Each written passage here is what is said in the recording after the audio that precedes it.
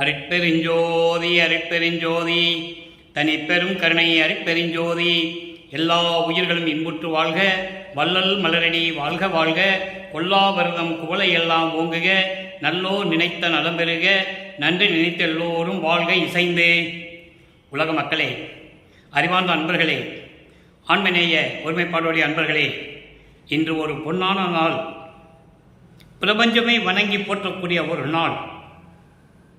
அருட்பெருஞ்சோதி ஆண்டவர் சமயங்களும் மதங்களும் மார்க்கங்களும் சாராத ஒரு மார்க்கத்தை உருவாக்கி, சமரச சுத்த சன்மார்க்கத்தை உருவாக்கி, அதை தன் மகனிடம் ஒப்படைப்பதற்காக ஒரு தாயின் வழியாக இன்று வருவிக்க உற்ற நாள் 5/10/1823 மருதூரிலே ராமையா பிள்ளை சின்னையமார் அவர்களினுடைய சார்பாக, அவர்களுடைய மூலமாக மகனாக வருவிக்க செய்தவர் அருட்பெருஞ்சோதி ஆண்டவர். சமயங்களும் மதங்களும் மார்க்கங்களும் சூழ்ந்திருந்த காலகட்டங்களில் இந்த நிலைகளெல்லாம் மாற வேண்டும் என்பதற்காக உலக மக்களெல்லாம் சமரச சுத்த சன்மார்க்கத்தில் சேர்ந்து எல்லோரும் சமரசமாக வாழ வேண்டும் என்பதற்காகவே தன் மகனை இந்த மண்ணுலைக்கு வருவிக்க செய்தார் அருட்பெருஞ்சோதி ஆண்டவர். பிரம்மன், திருமால், ருத்திரன், மகேஸ்வரன், சதாசிவம் போன்ற பதத்தலைவர்களும் மண்டலாதிபதிகளும், அக்கினி, சூரியன், சந்திரன், நட்சத்திரன் போன்ற ஒளிப்பொருள்களும் எல்லாருமே வந்து இன்று வணங்கிய நாள். இந்த பிரபஞ்சத்தை ஆளப்போகின்ற அருள் கடலே என்று சொல்லி நமது இறைவன் வல்லற்பமானவர்களை வாழ்த்திய நாள். இதில் எந்த விதமான மாற்று கருத்து கிடையாது. திருவெட்பாவிலே வல்லப்பமானவர்கள் தெளிவாக கூறுகிறார்கள். வாலி என்று என்னை வந்து மாலையன் ஆதியோர் அருட்பேர் ஆளி என்று துதித்து ஏத்த புரிந்தாய், நீடூழி வாலி என்று அன்றே எனக்கு சாகா வரமும் உவந்தளித்தாய், வாலி மன்றோங்க அருட்பெருஞ்சோதி நின் மன்னருளே என்று சொல்லி பாடலிலே நமக்கு அருளியிருக்கிறார்கள். சமயங்களும் மதங்களும் மார்க்கங்களும் இல்லாத ஒரு மார்க்கத்தை உருவாக்குவதற்காகத்தான் அதை ஒரு பாடலிலே தெளிவாக சொல்வார்கள். அகத்தை கருத்து புறத்தை வெளுத்திருந்த உலக அனைவரையும் சகத்தை திருத்தி சன்மார்க்கத்தை அடைவித்திட அவரும் இகத்தே பரத்தை பெற்று மகிழ்ந்திடுவதற்கென்றே என்னை உகத்தே இறைவன் வருவிக்க உற்றேன். இறைவனால் இறைவனாகவே வருவிக்க உற்றவர் அருளை பெற்றேனே என்று கூறுவார்கள் நமது இறைவன் வல்லற்பமானவர்கள். அவர் இறைநிலையோடையே இருந்தவர். இப்போ பிரபஞ்சத்தை ஆட்டிக்கொண்டிருப்பவர், பிரபஞ்சத்தை செயலாற்றிக் கொண்டிருப்பவர், 5 தொழில்களையும் செய்து கொண்டு பிரபஞ்சத்தை இயக்கிக் கொண்டிருக்கின்றவர். ஒரு தாயின் வழியாக தான் வர வேண்டும் என்ற காலத்தின் கட்டாயம் வல்லப்பமானவர்களை கூறியிருக்கிறார்கள். உபசாரத்தால் பெற்ற தந்தை என்பான் ஒருவனுடைய விந்திலிருந்து உபசாரத்தால் பெற்ற தாய் என்பால் ஒருத்தியின் கருவறையிலே சேர வைத்து என்னை கருவறையிலே எப்படியெல்லாம் என்னை காத்தருளினாய் என்றெல்லாம் வல்லப்பமானவர்கள் அவருடைய தந்தை அருட்பெருஞ்சோதியை பார்த்து கேட்பது திருவெட்பாவிலே உண்டு. ஆகவே அப்படிப்பட்ட ஒரு பொன்னான நாள் இது. நீங்கள் எல்லோரும் வல்லற்பமானை வணங்கி எல்லாருடையும் பெற வேண்டும். சமரச சுத்த சன்மார்க்கத்தில் இருக்க வேண்டும். கொலையும் புலையும் தவிர்க்க வேண்டும். எந்த விதமான சங்கற்ப விகற்பங்களிலும் ஈடுபடாமல் இறைவனை வழிபட வேண்டும் என்பதற்காகவே ஜோதி வழிபாடை அமைத்து கொடுத்தார்கள் நமது இறைவன் வல்லற்பமானவர்கள் என்பதை இங்கே நான் பதிவு செய்ய கடமைப்பட்டிருக்கிறேன். அப்படிப்பட்ட இறைவன் இன்று வருவிக்க உற்ற நாள். பிறந்த நாள் அல்ல, அவதரித்த நாள் அல்ல, வருவிக்க உற்ற நாள். வருவிக்க உற்றவன் இறைவனாக தான் இருக்க முடியும். வருவிக்க உற்றவனுக்கு மரணம் இல்லை. மரணமில்லா பெருவாழ்வில் இருக்கின்றவர் தான் வருவிக்க செய்ய முடியும்.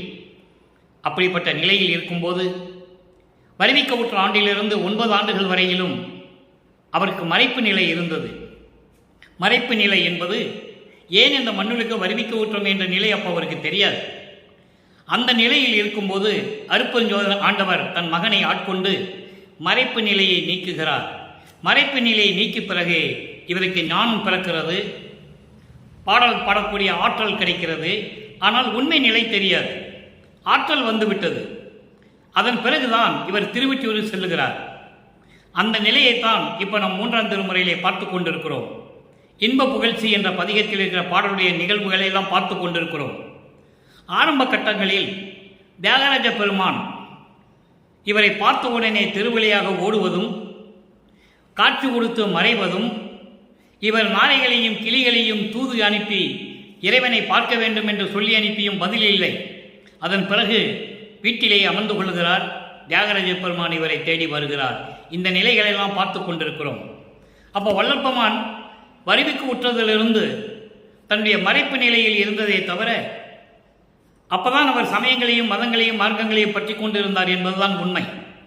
அந்த நிலையில் இருக்கும்போது நமக்கு அருளிய பாடல்கள் 4ஆம் திருமுறை வரைக்கும், 1 to 4 திருமுறை வரைக்கும் அந்த பாடல்களினுடைய விளக்கங்கள் எல்லாம் 6ஆம் திருமுறையில் இருக்கிறது என்பதை நாம் படிப்படியாக பார்த்து கொண்டிருக்கிறோம். எனவே அன்பர்களே, அப்படி ஒரு அற்புதமான நாள்,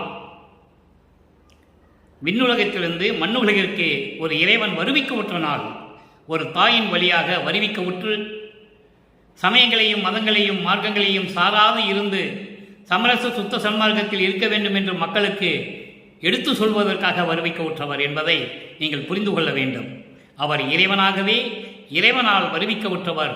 51 ஆண்டுகள் கழித்து வருவிக்க உற்ற 51 ஆண்டுகள் கழித்து அருட்பெருஞ்சோதி ஆண்டவர் தன் மகனுடன் இணைந்து கொள்கிறார். அவரும் ஆண்டவராகிறார், இறைவனாகிறார் என்பதை நீங்கள் புரிந்து கொள்ள வேண்டும். இப்போ பாடலுக்கு வருவோம். எனவே இந்த நாளை உலக மக்களுக்கு தெரிவிக்க வேண்டும் என்பதற்காகத்தான் பெரும் மகிழ்ச்சியோடு நான் இதை கூறிக்கொண்டிருக்கிறேன். அப்படிப்பட்ட இறைவன் வல்லற்பெருமான் அவர்கள் என்பதை நீங்கள் புரிந்து கொள்ள வேண்டும். இப்போ 5வது பாடல் 3ஆம் திருமுறை பதிகம் 7 இன்ப புகழ்ச்சியினுடைய 5வது பாடல். அற்புதமான நாள் இன்று 5வது நாளில் 5/10/1823 வருவிக்க உற்ற நாளில் இந்த 5வது பாடலை பார்க்க போகிறோம். இதே போன்று 6ஆம் திருமுறையில் எந்தெந்த பதிகத்தில் 5வது பாடலிலே இறைவன் எப்படியெல்லாம் அருளை பெற்றுக் கொண்டார் என்பதையும் பார்க்க போகிறோம். இது இயற்கையாகவே அமைந்தது, நான் கூட எதிர்பார்க்கவில்லை, இயற்கையாகவே இன்று அமைந்த நாள். எனவே நீங்கள் எல்லோரும் அருட்பெருஞ்சோதி அருட்பெருஞ்சோதி தனிப்பெருங்கருணை அருட்பெருஞ்சோதி என்ற மகாமந்திரத்தை உச்சரித்து வல்லற்பெருமானை நினைவு கூற வேண்டும். வல்லற்பெருமானிடம் வேண்டுகோள் வைக்க வேண்டும். வல்லற்பெருமானிடம் நீங்கள் என்னென்ன வேண்டுமோ கேட்டு வாங்கிக் கொள்ளலாம். அப்படிப்பட்ட இறைவன், தயவும் கருணையுடைய இறைவன் வல்லற்பெருமானவர்கள். இப்போ இந்த பாடலை பார்ப்போம். கருதும் அவரை வெளிக்கு இழுப்பார், காணதெல்லாம் காட்டி நிற்பார், மருதில் உறைவார், ஒற்றிதனில் வதிவார், புறத்தை மலைவில்லால் பொருது முடிப்பார் போல் நகைப்பார், பூவுண்டு இறங்கும் புது வெள்ளை எருதில் வருவார், மகளே நீ ஏதுக்கு அவரை விளைந்தனையே. இது பாடல். இந்த பாடலிலே இறைவன் தியாகராஜ பெருமான் என்று கருதி அப்போ சமயங்களையும் மதங்களையும் மார்க்கங்களையும் சூழ்ந்திருந்த நிலையில் இவர்தான் இறைவன் என்ற நிலையில் இருக்கும்போது இறைவனை பற்றி எப்படி சொல்லுகிறார், உருவகப்படுத்துகிறார் என்பதை பார்க்க போகிறோம். இந்த பாடல் எப்படி என்றால், காதலி, ஒரு பெண் ஒரு ஆணை காதலிக்கிறாள். அதாவது காதலி காதலனை பார்த்து எப்படியெல்லாம் பேசிக்கொள்வார்களோ என்ற நிலையை ஒவ்வொரு பாடலிலும் நமக்கு தெரிவித்திருக்கிறார்கள். அதை ஒரு தாய் பார்த்து விடுகிறாள். தன் மகள் ஒருத்தனை காதலிப்பதை தாய் பார்த்துவிட்டு அவன் இப்படியெல்லாம் இருக்கிறான், அவன் நிலைகள் எல்லாம் வேறாக இருக்கிறதே, அவனை காதலித்து விரும்பி திருமணம் செய்து என்ன பயனை அடையப் போகிறாய் என்று கேட்பது போல இந்த பாடலை நமக்கு அருளியிருக்கிறார்கள். இங்க தாய் என்பது உள்ளம், மனம் கேட்கிறது, அவரை மனம் சொல்லுகிறது. எப்படி சொல்லுகிறது? கருதும் அவரை வெளிக்கு இழுப்பார், அவரை வணங்குகின்றவர்கள் கூட தெருவுக்கு கொண்டு வந்து விடுவார். அதை இங்கு சொல்கிறார். கருதும் அவரை வெளிக்கு இழுப்பார், அவரை வணங்க வந்தவர்களை கூட, வணங்குகிறவர்களை கூட வீதிக்கு கொண்டு வந்துடுவார், தெருவில் கொண்டு வந்து இழுத்து விட்டுருவார். யார் சொல்றா? தாய் பெண்ணிடம் சொல்லுகிறார். அதாவது உள்ளம் வல்லற்பெருமானிடம் சொல்லுவது போல உலக மக்களுக்கு சொல்லுகிறார். அதோடு மட்டுமல்ல, காணாதெல்லாம் காட்டி நிற்பார், மருதில் உறைவார். மருதில் என்பது திருவிடைமருதூர். திருவிடைமருதூர் என்ற ஒரு ஊர் இருக்கிறது, அங்கே இருப்பார். அதோடு மட்டுமல்ல, ஒற்றிதனிலும் இருப்பார், திருவொற்றியூரிலும் இருப்பார். திருவிடைமருதூரிலும் இருப்பார், திருவொற்றியூரிலும் இருப்பார். முப்புறத்தை எரித்தவர், இமயமலையை வில்லாக வளைத்தவர். முப்புறத்தை என்பது ஏற்கனவே விளக்கம் கொடுத்திருக்கிறேன். பொன்கோட்டை, இரும்பு கோட்டை, வெள்ளிக்கோட்டை. அசுரர்கள், அரக்கர்கள் அந்த கோட்டையை உருவாக்கி தேவர்களையும் மனிதர்களையும் துன்புறுத்தி விட்டு அங்கே போய் ஒளிந்து கொள்வார்கள். அங்கே போய் அவன்கிட்ட யாரும் போராட முடியாது. தாரகாசுரனுடைய பிள்ளைகள், தாரகாசுரனுடைய என்ற அரக்கனுடைய பிள்ளைகள், வித்துன்மாலி பொன்கோட்டையை கட்டி கொண்டிருப்பவன், கமலாச்சன் இரும்பு கோட்டையை கட்டி கொண்டிருப்பவன், தாரகச்சன் வெள்ளிக்கோட்டையை கட்டி கொண்டிருப்பவன். அப்படி இந்த முப்புறத்தையும் யாராலையும் அழிக்க முடியாத முப்புறத்தை புன்னகையால் எரித்தவர் என்று சொல்லுகிறார். இது இறைவனுடைய திருவிளையாடல்களில் இதுவும் ஒன்று.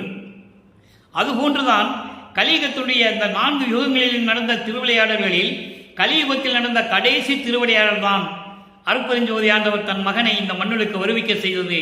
அந்த நாள் தான் இன்று. இந்த நாளில் அவரை பற்றி நாம் புகழ்ந்து பேசிக் கொண்டிருக்கிறோம். இறைவனுடைய கடைசி திருவிளையாடல் இன்று வல்லற்பமானவர்கள் வருவிக்க உற்ற நாள். விண்ணுலகத்திலிருந்து ஒரு தாயின் வழியாக இந்த மண்ணுக்கு வருவிக்க உற்ற நாள் என்பதை நீங்கள் நினைவில் கொள்ள வேண்டும். அப்படி இருக்கின்றவர் இமயமலையை வில்லாக வளைத்து வெற்றி கண்டவர். பூ உண்டு இறங்கும் புது வெள்ளை எருதில் வருவார். புது மாலைகளை அணிந்து வருகின்ற காலை எருது மேல், அதாவது காலை வாகனம் மீது வந்து கொண்டிருப்பவர். மகளே, இப்படியெல்லாம் இருக்கின்றவனை நீ எதுக்கு விரும்பினாய்? அவனை திருமணம் செய்து கொண்டு எப்படி நீ பலனை அடையப் போகிறாய், எப்படி வாழப்போகிறாய் என்று ஒரு தாய் மகளிடம் சொல்லுவது போல இந்த பாடலை நாம் கருளியிருக்கிறார்கள். இதனால் உலக மக்களுக்கு வல்லற்பெருமான் தெரிவிக்கிறார் என்னவென்றால், உலக மக்களே, சமயங்களோ மதங்களோ மார்க்கங்களும் சூழ்ந்திருந்த காலகட்டங்களில் நான் திருவொற்றியூரிலே இறைவனை பார்க்க சென்று வந்திருந்தேன். அந்த இறைவன் எப்படிப்பட்ட இறைவன்? அவனை வணங்கினவர்கள் கூட, தன்னை வணங்குகின்றவர்களை கூட தெருவிலே கொண்டு வந்து விடக்கூடியவர். அதோடு மட்டுமல்ல, காணாதெல்லாம் காட்டி நிற்பார், மருதில் உறைவார். மருதில் என்பது திருவடை மருதூரில் இருக்கின்றவர், திருவொற்றியூரிலே இருக்கின்றவர். முப்புறத்தை, எதிரிகளுடைய கோட்டையை, முப்புறத்தையை புன்னகையால் எரித்தவர். இமயமலையை வில்லாக வளைத்து வெற்றி கண்டவர். புது மாலைகள் இணைந்து வெள்ளை காலை வாகனம் மீது வந்து கொண்டிருப்பவர். இது இறைவனுடைய உருவ நிலையை பற்றி சொல்லுகிறார். இவரை நான் காதலித்து விட்டேன், காதல் கொண்டேன், இவரை விரும்பி விட்டேன், என்ன செய்ய போகிறனோ எனக்கு தெரியவில்லை, எந்த அருளையும் எனக்கு கொடுக்கவில்லை என்று உலக மக்களுக்கு தெரிவிக்கிறார்.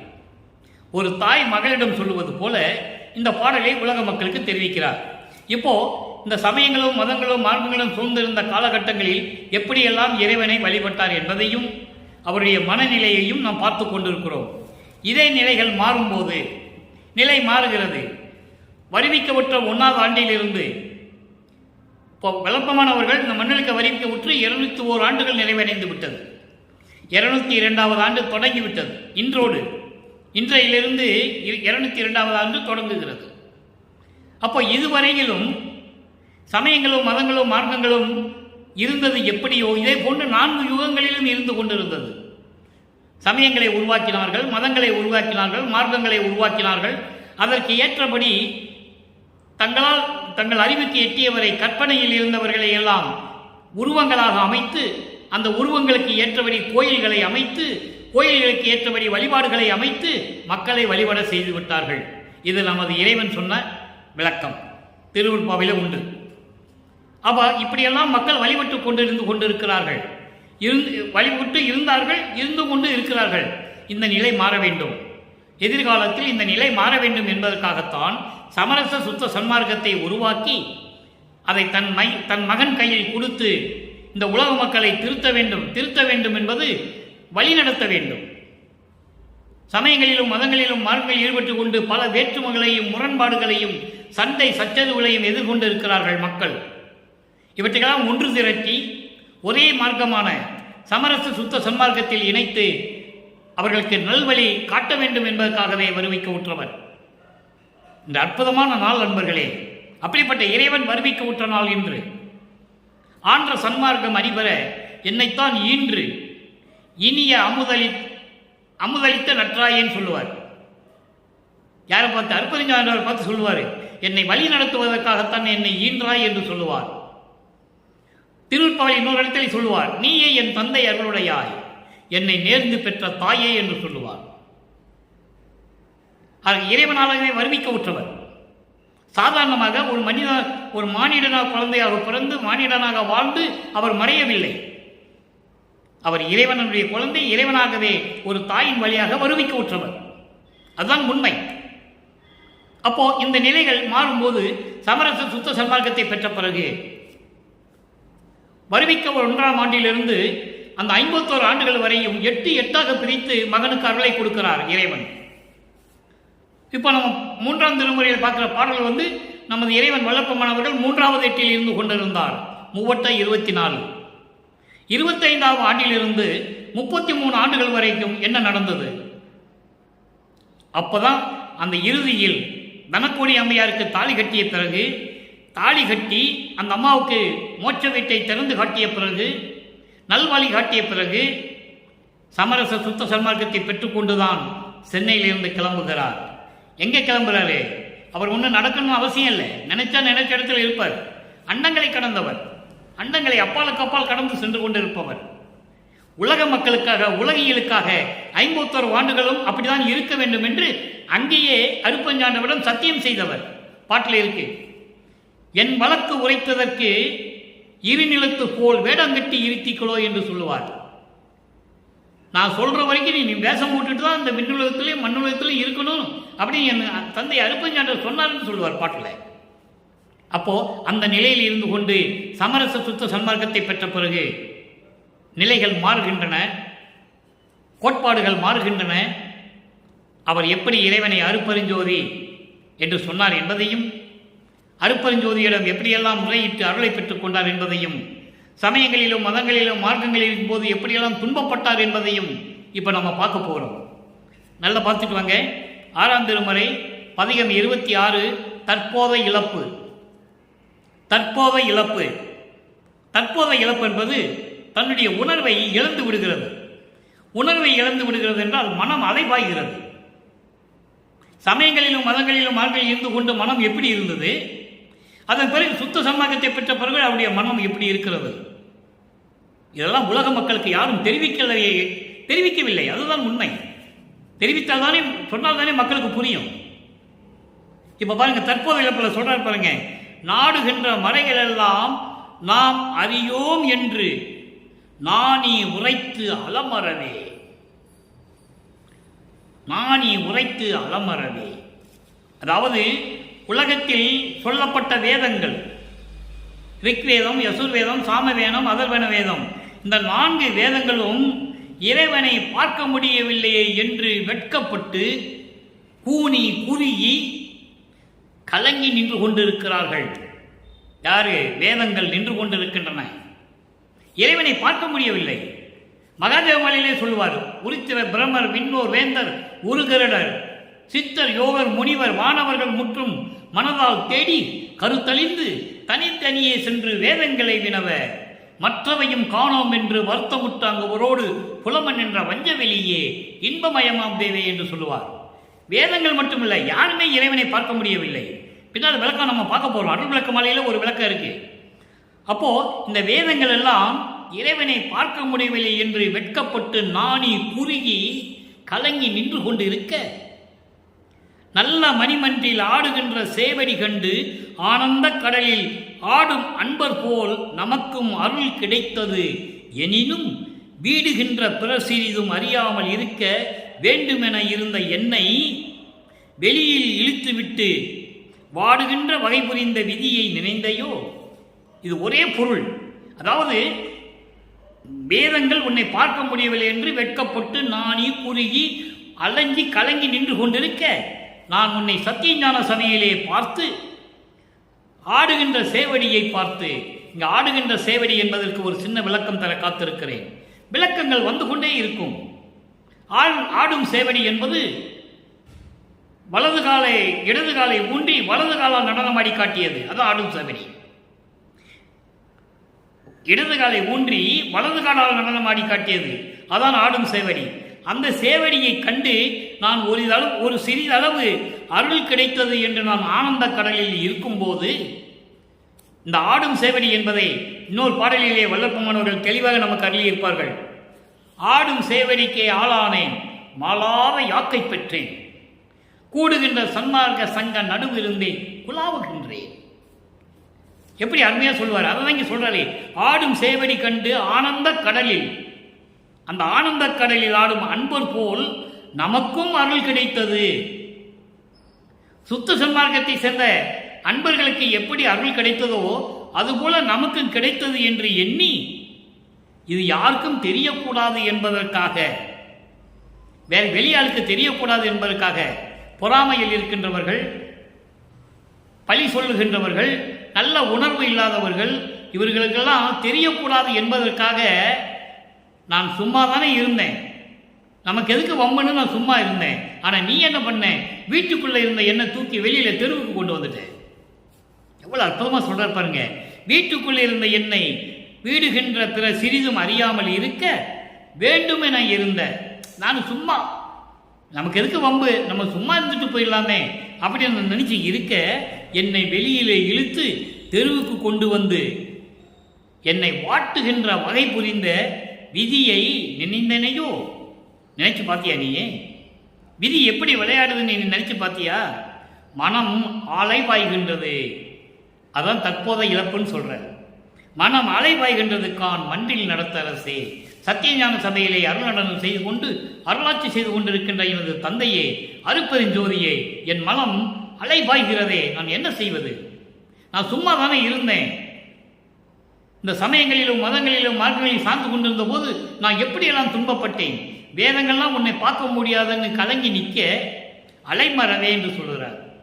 அலைஞ்சி அலைஞ்சி நாணி வெக்கப்பட்டு கூனி குறுகி இறைவனை பார்க்க முடியாமல் இருந்து கொண்டிருக்கின்றன.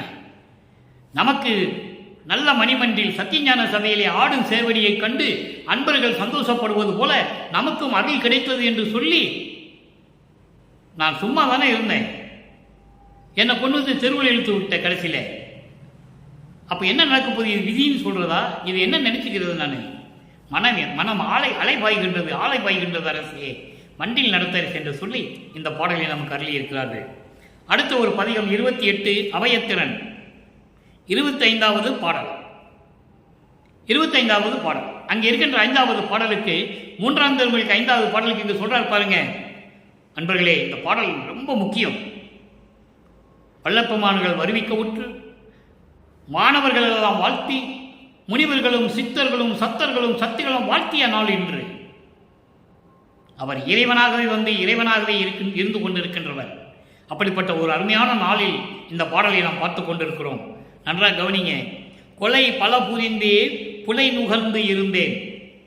இதில் வந்து மறைமுகமாக எவ்வளவோ சூட்சமான விளக்கங்கள் இருக்கு. வரியினுடைய விளக்கம் என்னன்னா, நான் பல கொலை செஞ்சு புலால் மோந்து பார்த்துக்கிட்டு இருந்தேன் அந்த மாதிரி வரும். அது அப்படி அல்ல.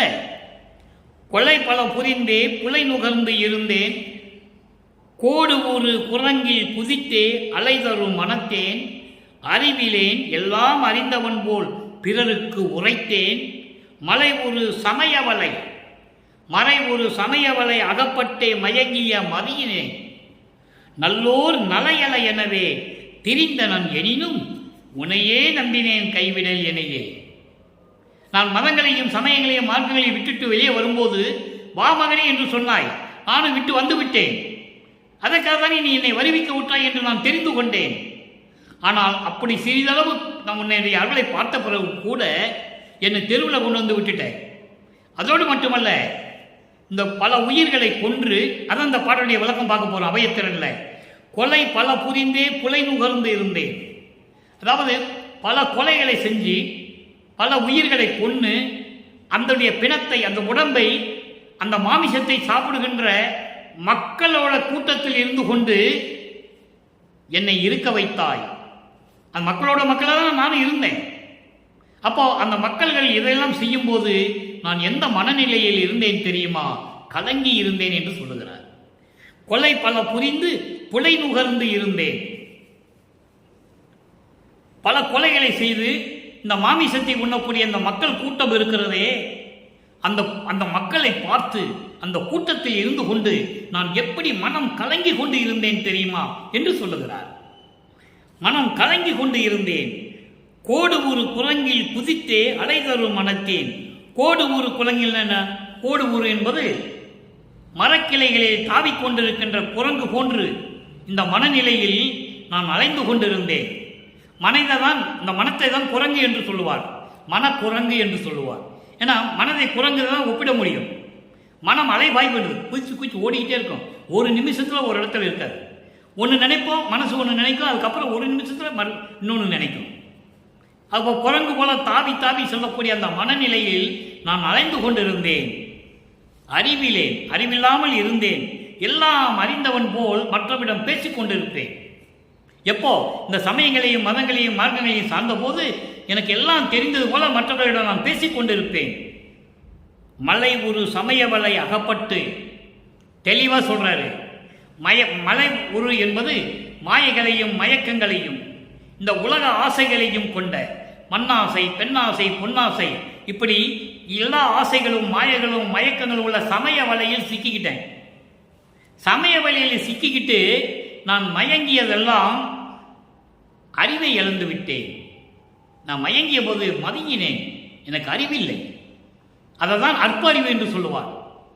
சமரச சுத்த சன்மார்க்க கொடி கட்டி பேருபதேசம் செய்யும் போது எனக்கு அப்போ அற்ப அறிவாக இருந்தது என்று சொல்லுவார்.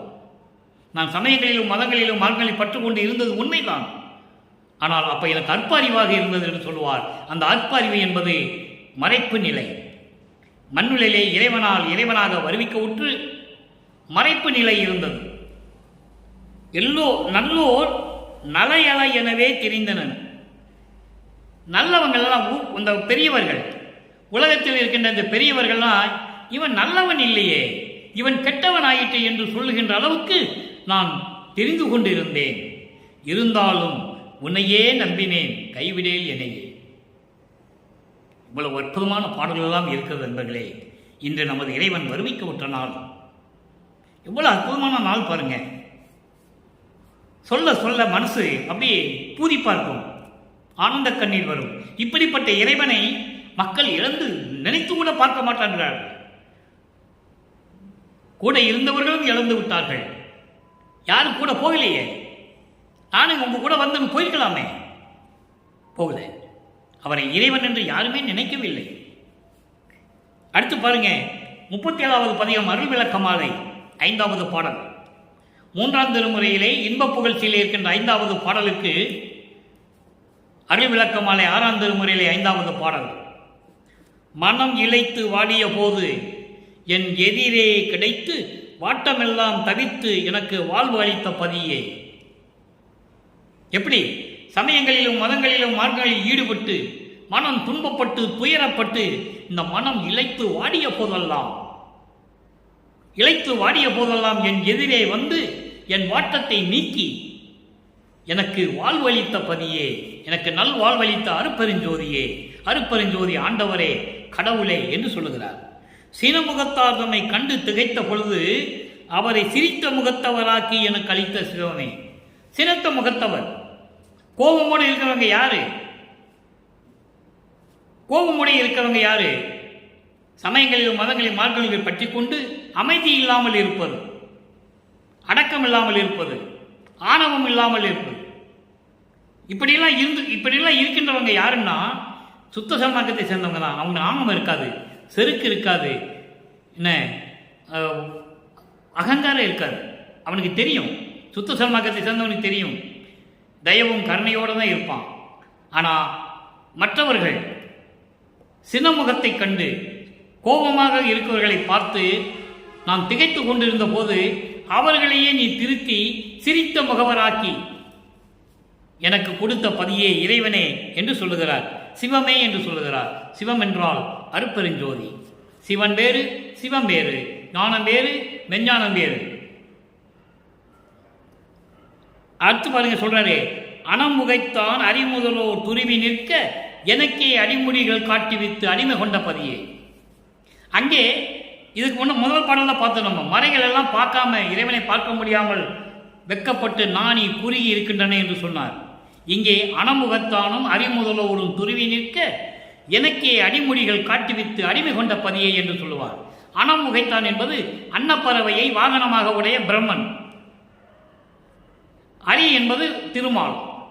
இவங்க 2 பேரும் அடிய முடியை பார்ப்பதற்காக பிரம்மன் என்ன பண்ணுறான், அன்னப்பறவையில பறந்து மேலே போயிட்டு இருக்காரு. அன்னப்பறவையா உருவம் எடுத்து போயிட்டு இருக்காரு. திருமால் என்ன பண்ணுறான், பன்றி உருவம் எடுத்து கீழே போயிட்டு இருக்காரு திருவடியை பார்க்கறதுக்கு. பார்க்க முடியல, துருவி நிற்க, பார்த்துட்டு திரும்பி வந்து அழுது புலம்பிக்கிட்டு இருக்க, எனக்கே அடிமுடிகள் காட்டுவித்து அடிமை கொண்ட பதியே. அற்புதமாக இருக்கும். இதைதான் இன்னொரு பாடலில் சொல்லுவார். பூத்திடும் அவனும் காத்திடும் அவனும் புல் விலங்கு உருக்கோடு நேடியும் ஏற்றிடும் முடியும் கூத்திடும் அடியும் இன்னும் காண்கிலர் என்று சொல்லுவார். பூத்திடும் அவன்னா பிரம்மன், படைக்கும் தொழிலை செய்து கொண்டிருந்த பிரம்மன், காக்கும் தொழிலை செய்து கொண்டிருந்த திருமால். இப்ப யார் செய்துகிட்டு இருக்கா, வளர்ப்பவன் செஞ்சிட்டு இருக்காரு. இது பிரபஞ்சத்தின் உண்மையை, முன்னால் நடந்ததை சொல்லுகிறார் நமது இறைவன். அப்ப இந்த பிரம்மனும் திருமாலும் புல் விலங்கோடு உருக்கோடு நேடி, புல் என்பது பறவை, விலங்கு என்பது பன்றி. பன்றியாகவும் பறவையாகவும் உருவமெடுத்து செல்லுகிறார்கள். பார்க்க முடியல. ஏத்திடும் முடியும், வணங்கக்கூடிய அந்த திருமுடியையும் கூத்திடும் அடியும் நடனமாடுகின்ற அந்த திருவடியையும் இன்னும் காண்கில, இன்னும் பார்க்கலையாம். இப்படி நிறைய பாடல்களிலே உண்டு. நெடுநாள் பன்றி என நெடுநாள் நேடியும் கண்டறியாத பூம்பாதங்கள் என்று சொல்லுவார். நான்முகத்தோனும் திரு நெருமாலும் மெஞ்ஞானம் என்னும் வான்மன்மத கண் கொண்டு காணாமல் தம் உருமாறியும், வான்முக கண் கொண்டு காணாமல் தம் உருமாறியும், அழகா சொல்லுவாரு, தேன் சொரியும் பூங்கள் கொன்றை மலர் கூடிய முடியையும் செவ்வடி சேவடியையும் இன்னும் பார்க்கவில்லை என்று சொல்லுவார். இப்படி பல பாடல்கள் உண்டு. எவ்வளவோ பாடல்கள் நம்ம சொல்லலாம், நேரம் பற்றவில்லை. அப்போ பிரம்மனும் திருமாலும் பார்க்க முடியாத அடிய முடியும் எனக்கு காட்டுவித்து அடிமை கொண்ட பதியே. இன என, நல்ல கேள்விங்க, இனம் என பேரன்பர் தொழ. இனம் என என்ன இனம்? சமரச சுத்த சன்மார்க்கம். சமரச சுத்த சன்மார்க்கத்தை சேர்ந்தவர்கள், அன்பர்கள், சாதுக்கள் எல்லாம் உன்னை வணங்க சத்தியஞான சபையிலே அருள்நடனம் செய்து கொண்டிருக்கின்ற இறைவனே, என்னுடைய சொல் மாலையும் ஏற்றுக்கொண்டு எனக்கு அருள வேண்டும். தோல் மேல் அணிந்து கொண்டு நீ எனக்கு அருள வேண்டும் என்று சொல்லி இந்த பாடலை நமக்கு அருளியிருக்கிறார்கள். நம்மளை எல்லாம் படைத்து காத்து கொண்டிருக்கின்ற வல்லற்பமானவர்கள். அடுத்து 110 தனித்திரு அலங்கள் 35வது பாடல். 110வது பதிகம் தனித்திரு அலங்கள் 35வது பாடல். நல்லா கவனிங்க. அதாவது இப்போ ஏன் நம்ம 3ஆம் திருமுறைக்கும் 6ஆம் திருமுறைக்கும் தொடர்புல இருக்கிற பாடல்களை சொல்கிறோம்னா, சமயங்களிலும் மதங்களிலும் மார்க்கங்களிலும் போது எப்படி இருந்தேன், அதுக்கப்புறம் இறைவன் என்னை அற்புதமானவர் ஆட்கொண்டு என் தந்தை சமரச சுத்த சன்மார்க்கத்தை கொடுத்த பிறகு அதனுடைய நிலை என்ன, இதெல்லாம் உலக மக்களுக்கு சொல்லணும்ல. சொன்னால் தானே தெரியும். சொல்லாமல் இருந்தால் அவர் போனார், பட்டையை போட்டுக்கிட்டு இருந்தார், கழுத்தில் உத்தராட்சக்கட்டை போட்டுக்கிட்டு இருந்தார், கற்பூரை ஏற்றி சாமியை கும்பிட்டுக்கிட்டு இருந்தார், இப்படி தான் சொல்லிகிட்டு இருந்திருப்பாங்க. இப்படி தான் சொல்லிகிட்டு இருக்காங்க. அது நிலை மாறிவிட்டது. அதுக்கு தான் அந்த விளக்கம் மக்களுக்கு தெரிய வேண்டும் என்பதற்காகத்தான் நாம் 3ஆம் திருமுறையில் இருக்கிற பாடல்களுக்கு 6ஆம் திருமுறையினுடைய விளக்கத்தை கூறிக்கொண்டிருக்கிறோம். இன்னும் நிறைய இருக்கு. 2ஆம் திருமுறையில் திருநூறு பூசணும்னு சொல்லுவார். 4ஆம் திருமுறையில் இறைவன் எனக்கு வேண்டாம்னு சொல்லிட்டாருன்னு சொல்லிடுவார். 6ஆம் திருமுறைக்கு வரும்போது சுத்த சன்மார்க்கம்னா பூசக்கூடாதுன்னு சொல்லுவார். சிவாய நமனா பூசிக்கலாம், நமச்சிவாயனா பூசிக்கலாம், அவங்க எப்படி வேணாலும் வழிபட்டுக்கலாம். அது சமயங்களையும் மதங்களையும் மார்க்கங்களையும் சார்ந்தது. அருட்பெருஞ்சோதி சொல்லிட்டா செய்யக்கூடாது. அது தெளிவாக சொல்றாரு 6ஆம் திருமுறையிலே. அது விளக்கங்கள் வரும்போது உங்களுக்கு கண்டிப்பாக புரியும். முந்தைய நாள் அயர்ந்தேன் அயர்ந்திடேல் என என் முன்னர் நீ தோன்றினை. அந்தோ அந்நாள் தொடங்கி மகிழ்ந்திருக்கின்றேன் அப்பனே ஐயனே அரசே. இந்த நாள் கவலை இடர் பயமெல்லாம் என்னை விட்டு ஒளிந்திட புரிந்தாய். எந்த நாள் புரிந்தேன் இப்பேரும் பேரு இங்கு எய்தற்குரிய மெய்தவமே. இது பாடல் விளக்கம் பாருங்க. முந்தை நாள் அயர்ந்தேன், சமயங்களிலும் மதங்களிலும் மார்க்கங்களிலும் என்னை இருக்க செய்து, நீ என்னை வருவிக்க செய்து, ஒரு தாயின் வழியாக இந்த மண்ணுலகத்தை என்னை வருவிக்க செய்து, என்னை சமயங்களிலும் மதங்களிலும் மார்க்கங்களிலும் ஈடுபட செய்து, அந்த நாளில் நான் எப்படி அயர்ந்தேன், எப்படி துன்பப்பட்டேன். பயப்படாதே அயர்ந்திடேல் என்று என் முன் நீ தோன்றினை. என் முன்னால் தோன்றி நீ வருத்தப்படாதே மகனே, துன்பப்படாதே மகன் சொல்லி என் முன்னால் தோன்றினை. ஐயோ அந்நாள் தொடங்கி மகிழ்ந்திருக்கின்றேன் அப்பனே ஐயனே அரசே. இப்பொழுதுதான் சுத்த சன்மார்க்கத்தை கொடுத்த பிறகு நீ மயங்காதே மகனே, துன்புறாதே மகனே, அஞ்சாதே மகனே என்று சொல்லி என் முன் தோன்றிய பிறகுதான், தோன்றியது என்ன, அருளாட்சியை கொடுப்பது, அருளை கொடுப்பது, தோன்றி எல்லாத்தையும் கொடுப்பது. அப்பனே, ஐயனே, அரசே, நான் மகிழ்வோடு இருந்து கொண்டிருக்கின்றேன். இந்நாள், இந்த நாளில், இப்பொழுது எல்லாத்தையும் பெற்ற பிறகு கவலை, இடர், பயம் எல்லாம் என்னை விட்டு ஒளிந்திட புரிந்தாய். என்னை விட்டு எல்லாம் நீக்கும்படி எனக்கு அருளை கொடுத்து விட்டாய். எவ்வளவு அற்புதமாக சொல்றார் பாருங்க நமது இறைவன். இன்று வருவிக்க உற்ற நாள். இந்த நாளில் இப்படி எல்லாம் பாடல்களுடைய விளக்கங்களை பார்க்கும்போது மெய் சிலிர்த்து விடும். இதற்காகவே வருவிக்க விட்டனர். அருப்பெருஞ்சாண்டவர் வருவிக்க செய்தார். ஒரு தாயின் வழியாக வருவிக்க செய்தார். அற்புதமான பாடல்கள் எல்லாம் உண்டு. அப்போ இந்த நாள் எனக்கு கவலை இல்லை, எனது பயம் எல்லாம் தீர்த்து விட்டாய், ஒழித்து விட்டாய். சமயங்களும் மதங்களும் மார்க்கங்களும் ஒழிந்து விட்டன. எனக்கு இனிமேல் கவலையே இல்லை.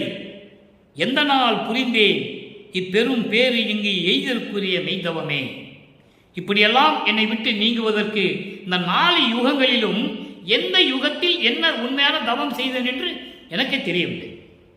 அப்போ ஒவ்வொரு யுகத்திலும் இருந்தவர் என்று சொல்லுகிறார். ஊழிதோறும் ஊழி உழப்பராது ஓங்கி வாலி என்று எனக்கு வைத்த நன்னிதி என்று சொல்லுவார். பிறந்தவனுக்கு அது வராது, அவதாரம் எடுத்தவனுக்கு வராது, வருவிக்க உற்றவருக்கு தான் வரும். 4 யுகங்களிலும் இருந்தவர். ஊழிதோறு ஊழி உளவினும் அழியா உடம்பை அளித்தனன் என்று சொல்லுவார். ஊழிதோறு ஊழி உயிர் தலைத்து ஓங்கினேன் என்று சொல்லுவார். அப்படிப்பட்ட அற்புதமான இந்த நாளில் இந்த பாடலுடைய விளக்கம் பார்க்கும்போது மனம் மகிழ்ச்சியோடு இருக்கிறது. அப்போ அதான் கேட்கிறாரு, எந்த நாள் புரிந்தேன் என்று எனக்கே தெரியும். எந்த நாள் புரிந்தேன் இப்பெரும் பேரு இங்கு எய்தற்கு உரிய மெய்தவம். இங்குன்னா இந்த மண்ணுலகம். இந்த மண்ணுலகத்திலே இப்பொழுது இதெல்லாம் பெறுவதற்கு நான் எந்த யுகத்தில் எப்படி தவம் செய்தேன் என்று எனக்கு தெரியவில்லை. எவ்வளவு அற்புதமாக சொல்றார் பாருங்க. எந்த நாள் புரிந்தேன் இப்பேரும் பேரு, இந்த பெரிய பேரு அடைவதற்கு எய்தற்குரிய, இந்த பேர் எய்தற்குரிய அடைவதற்குரிய இந்த பெரும் பேரை அடைவதற்குரிய இந்த உண்மையான தவம் நான் எப்ப செய்தேன் என்று எனக்கே தெரியவில்லை. கிரேதயுகம், திரேதயுகம், துவாரயுகம், கலியுகம். கலியுகத்தில் தான் வருவிக்க உற்றது. கலியுகத்தினுடைய இறுதி கட்டம். கலியுகத்தினுடைய இறுதி கட்டத்தில் தான் நமது இறைவன் வல்லப்பமானவர்கள் வருவிக்க உற்றது. அப்போ எந்த தவத்தில் என்ன செய்தேன் என்று எனக்கே தெரியவில்லை என்று இந்த பாடலின் மூலம் நமக்கு தெரிவித்திருக்கிறார்கள். எவ்வளவு அற்புதமான பாடல் என்பதை நீங்கள் புரிந்து கொள்ள வேண்டும் நண்பர்களே. முன்னால் இருந்ததையும் சொல்லிவிட்டார், பிரபஞ்சத்தினுடைய உண்மைகளையும் சொல்லுகிறார், சமயங்களிலும் மதங்களிலும் மார்க்கங்களில் இருக்கும்போது எப்படியெல்லாம் துன்பப்பட்டேன் என்று சொல்லுகிறார். உடனே எனக்கு வந்து சுத்த சன்மார்க்கத்தை கொடுத்து என்னை ஆட்கொண்டு கவலைப்படாதே மகனே என்று எனக்கு அருளை கொடுத்தார் என்று சொல்லுகிறார். இப்படியெல்லாம் பெறுவதற்கு நான் எந்த யுகத்தில், எந்த இடத்தில், எந்த யுகத்தில் தவம் செய்தேன் என்று எனக்கே தெரியவில்லை என்று சொல்லுகிறார். அடுத்து இறுதியாக ஒரே ஒரு விளக்கம் நண்பர்களே. மெய்யொருள் வியப்பு 112வது பதிகம். மெய்யொருள் வியப்பு 85வது பாடல். 85வது பாடல் இறுதியான விளக்கம். 3ஆம் திருமுறையிலே இன்ப புகழ்ச்சியிலே பார்த்த 5வது பாடலுக்கு இங்கே இறுதியான விளக்கம். சற்றும் வருத்த பாராது என்னை தாங்கும் நேயனே. கொஞ்சம் கூட வருத்தப்படாது, கொஞ்சம் கூட சலிக்காமல், சலிப்பு தட்டாமல் என்னை தாங்குகின்ற இறைவனே. நேயனே என்று சொல்கிறார். நேயனே என்றால் அன்புடையவனே, அன்பானவனே, நண்பனே, இறைவனே, எப்படி வேணா சொல்லலாம். கொஞ்சம் கூட வருத்தப்படாமல், சலிப்பு அடையாமல் என்னை தாங்குகின்ற இறைவனே.